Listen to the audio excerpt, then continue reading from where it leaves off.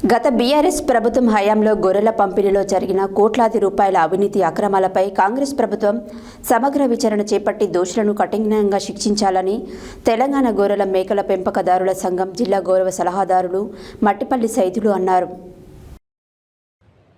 శనివారం సూర్యాపేట జిల్లా కేంద్రంలోని ఎంవీఎన్ భవన్లో జరిగిన తెలంగాణ గొర్రెలు మేకల పెంపకదారుల సంఘం జిల్లా ముఖ్య కార్యకర్తల సమావేశానికి ముఖ్య అతిథిగా హాజరై ఆయన మాట్లాడుతూ తెలంగాణ రాష్ట్రంలో గొర్రెల పంపిణీలలో 1000 కోట్లకు పైన అవినీతి అక్రమాలు జరిగాయని ఈడీ గుర్తించిందన్నారు.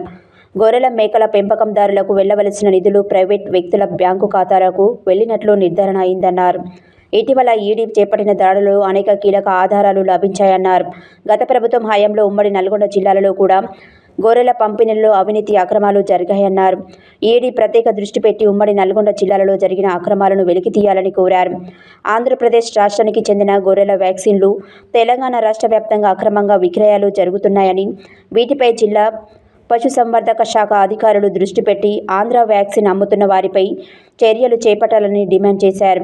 ఇటీవల కురిసిన వర్షాల మూలంగా గొర్రెలు మేకలు రోగాల బారిన పడుతున్నాయని, ప్రభుత్వం వెంటనే గొర్రెల మేకలకు మందులు వద్దని వైద్యం అందించాలని డిమాండ్ చేశారు.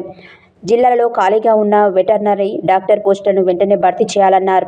తెలంగాణ గొర్రెల మేకల పెంపకదారుల సంఘం జిల్లా అధ్యక్షులు కండెం లింగయ్య అధ్యక్షతన జరిగిన ఈ సమావేశంలో జీఎంపీఎస్ జిల్లా గౌరవ అధ్యక్షులు వీరబోయిన రవి, జీఎంపీఎస్ జిల్లా ప్రధాన కార్యదర్శి ఉప్పల రమేష్, ఉపాధ్యక్షులు కంచుగట్ల శ్రీనివాస్ తదితరులు పాల్గొన్నారు.